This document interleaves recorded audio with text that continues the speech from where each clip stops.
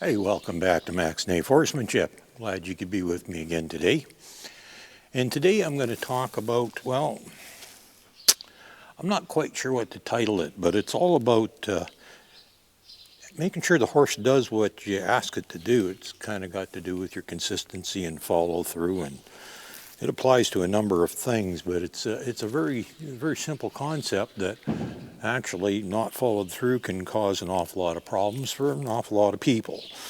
Because what happens quite often is somebody will go out to their horse or whatever and they'll say, well, I'd like Fluffy to do something for me. And if Fluffy doesn't want to do it, then they go, well, let's find something else Fluffy wants to do. Well, the problem with that is you've put Fluffy in charge because she's deciding what she does or does not want to do. Now, something that you will notice, I pretty much always have, lead, flag, lunge whip, something with me that I can use to follow through with. And that's kind of what we're going to talk about. I'm just going to move a little bit further away from the camera here and give you an example.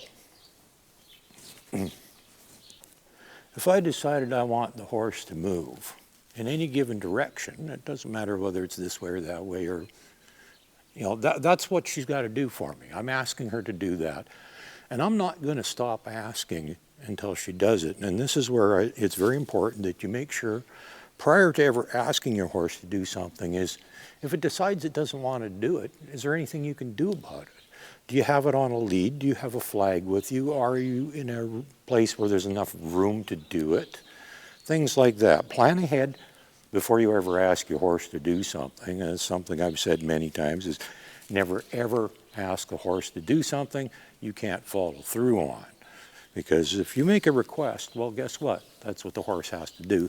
And the important thing for you to be doing is never stop asking until it does what you ask it to do.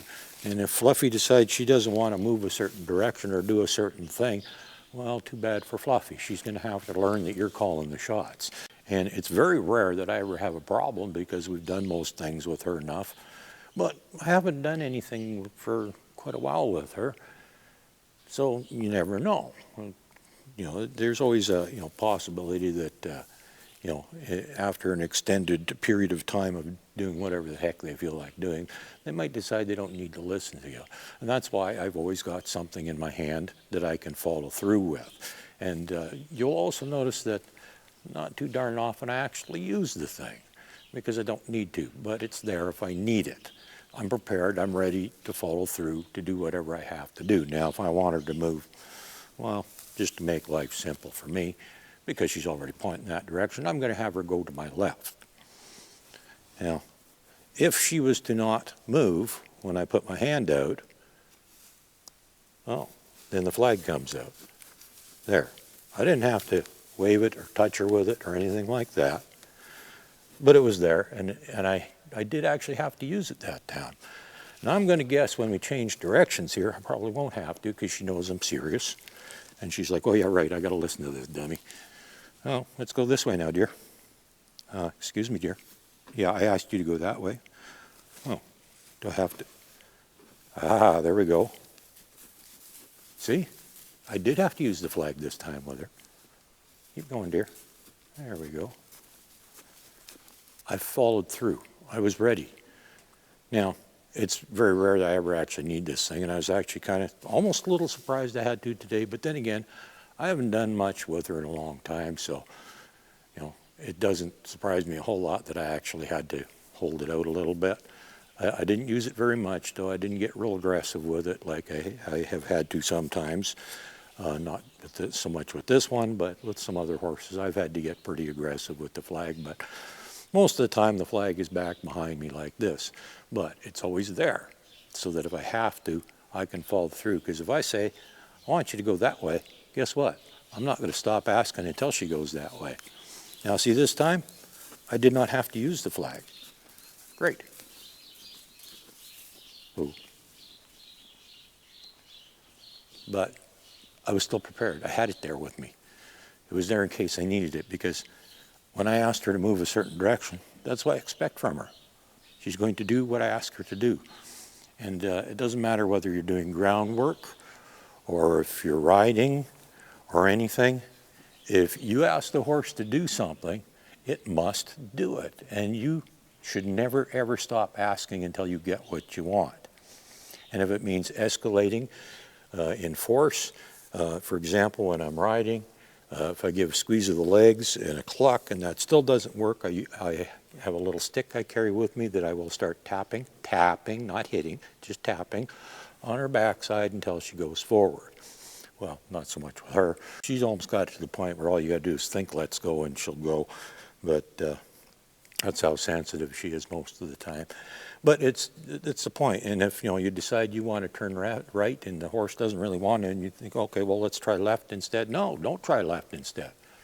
If you initially ask that horse to turn right, then you keep asking that horse to turn right until it turns right. If you ask the horse to go forward when you're on the ground, you ask the horse to come to you. It doesn't matter what you do. Whatever you ask that horse to do, it must do. It's not an option. It's something that, and that's consistency. Because otherwise the horse will go, why should I listen to you? You're going to change your mind anyhow. They got to figure it out. Horses are a lot smarter than you think they are. And they very quickly get their humans trained if they're allowed to. Next thing you know, the horse is making the decisions, and well, I could elaborate on that again, but let's just say that can end badly if the horse is the one calling the shots, not you. But if you're always consistent and always follow through with your requests, then whenever you ask for something out of your horse, chances are much better that that is exactly what you're going to get at any given time, no matter what it is. And through all things that you do with your horse, be consistent. If you ask it to move to the left, it moves to the left. You ask it to go to the right, it goes to the right. You ask it to stop, it stops. And you never, ever, ever stop asking until you get exactly what you want.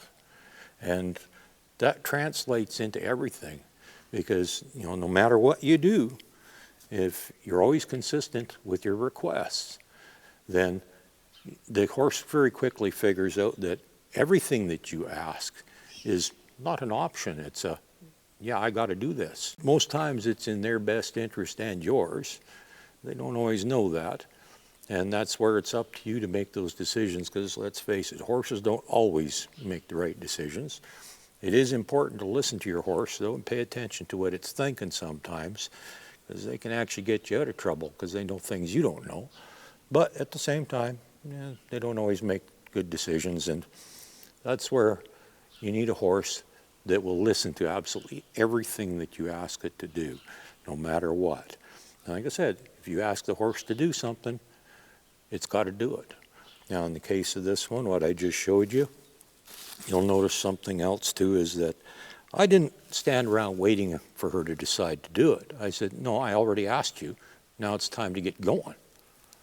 If I say, I want you to move this way, oh, you don't want to? Okay, she's moving right away. She was a half a second away from me grabbing my flag. Because that's what we want. Now, I would like her to move her back end over. There we go. She was in my way. I know you like looking at the horse, but I want to be able to see the camera too. And that's not even a good end of the horse to be looking at, is it? Let's turn her around.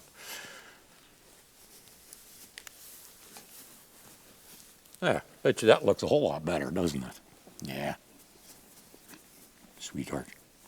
So anyhow, very common mistake I see people making a lot of times, where they're accommodating the horse instead of making the horse accommodate them. Same thing happens. Wow. I couldn't even possibly list the number of times I've seen the same problem occur, but it happens an awful lot. And it's all, the root is the same thing. You have to be consistent. When you ask the horse to do something, well, guess what? It has to do it. Not an option. There's no ands, ifs, or maybes about it. And you never stop asking until you get exactly what you want. That doesn't mean you got to get upset about it or nothing else. You just have to be firm and fair and consistent. Things I've talked about lots in the past. And, being fair, being firm, being consistent, and following through. Those are your keys. It's kind of your mentality. It's like, And I think maybe it has to do with people wanting to take the easy way out. Is, well, Fluffy doesn't want to do this. Let's find something Fluffy wants to do, because they don't want to put the effort into actually making Fluffy do something. But in the end, that's what's best for both them and Fluffy. So if your horse, you want it to do something, well, make sure it does it. And it's up to you, not up to the horse. Because the horse only knows what you teach it, and it only does what it thinks it needs to do. And if it's got it figured out that it can get away with ignoring you or doing whatever heck it wants, well, that's exactly what's going to happen. And you're going to end up being one of those many people that have that problem. So, as usual, I'm trying to prevent problems here, and I'm just trying to help you out a little bit, is when you want your horse to do something, well, guess what? If you ask, that's it. It's got to do it. But don't ever ask anything that you are not prepared to follow through on or have the tools and facilities to be able to do it. That's very important to think ahead to that. And, before you ask your horse to do something, make sure that it's something you can actually make them do. And when you ask them, well, it may do it right away. It may take 15 minutes. It may take an hour. You better be prepared to spend that hour. You might be thinking, all I got to do is ask my horse to do one little thing. That should take 30 seconds. Well, no, it might not. Are you prepared to spend an hour? Are you ready? Do you have your tools? Do you have the facilities? And do you have the time? That's all comes together, and it's all part of asking your horse to do something. When you ask it to do something, it's got to be willing to do it. Have a good day.